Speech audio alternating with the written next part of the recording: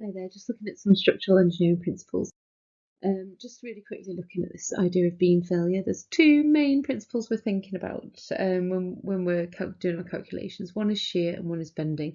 Shear stress is effectively this picture here. You've got two opposing forces, and if you imagine a piece of paper ripping, or even the concept of shears or scissors, the idea is that you've got forces going in opposite directions, and that causes the material to rip or tear, and that's what basically is happening to a beam when you've got beam failure through shear. It's in newtons generally. That's what we do our measurements in when we're trying to calculate the forces. When we move over to bending moment, it's slightly different. So the idea is, of course, we've got these opposing forces, because otherwise it wouldn't be able to move the material or make it do anything. But the idea is more about, in the center you've got the force going downwards, and then you've got these, if you look at the picture, it's sort of there, got these moments going up the way. Now, if you look at this, the idea is the moment on the right hand side, if you look at this little arrow, it's going in an anti-clockwise direction, and then the one on the left hand side of this beam is going on in a clockwise direction. And if you've got force going anti-clockwise and clockwise, to the left and the right, what that's doing is it's causing this U shape or this bending.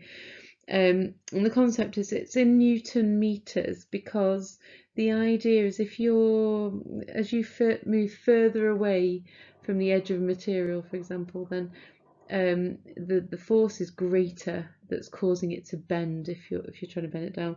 If you had it the other way around, if you think about, I'm just trying to think of a life example. I don't know, a diving board, yeah? So diving board's really straight. If you're close to the edge of where the diving board meets the stair, it doesn't bend a lot, does it? But as you start walking towards the end of the diving board, it starts bending more, because the concept is that the further away you are, I mean, this is the idea of torque, this is the idea of being able to use wrenches and things like that, is if you have got, the further away you are, the same amount of force will cause a greater movement, bend, twist, whatever you want to call it. So please look into this if you don't get what I'm saying. But yeah, this is the idea. So I've done some pictures here. So here you've got the positive shear, and you've got a force going up and a force going down, and that's what's happening to that beam. And then here you've got this idea that you've got something holding either side, but you've got this push down in the center. Now that's basically giving the same positive bending effect, where the force in the middle is causing this buckling, this loading. Okay, so hopefully that helps. All right, take care.